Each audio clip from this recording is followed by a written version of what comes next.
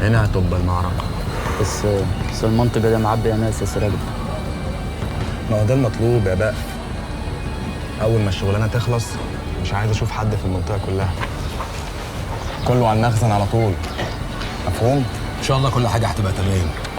يلا اقعدوا انتوا على القهوة دي، وعلى إشارة مني لما الأرنب يجي. ماشي يا معلم.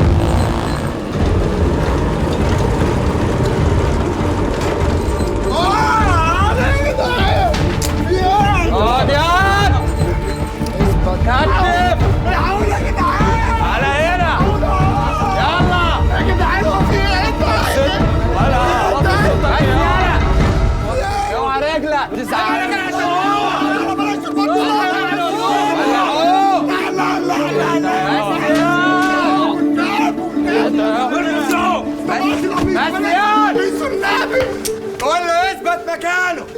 اللي مش عايز يتأذي يقف ما يتحركش، وممكن يتفرج. واللي عايز ياخد ثواب يد ابويا. اربط محمد الجاسوس يا بس يا ارجع. خلاص ارفع يد. ايه ده؟ هي كلمه ملهاش اخت. يا اما هخلي المطوه تحسس على زورك. عكست ليه بنت الاصول؟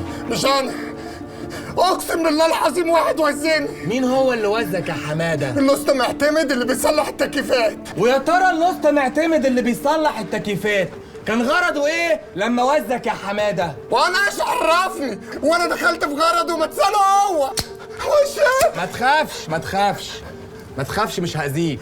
بس انا بقى عايزك تعلي حسك وانت بتقول مين اللي وزك يا حماده؟ الاسطى معتمد اللي بيصلح التكييفات.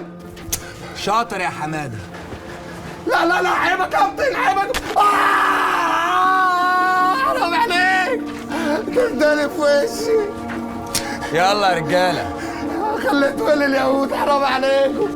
تفكوني طيب. ابويا حرام عليكم، حرام عليكم. العكس ده بس، العكس ده بس، العكس ده بس.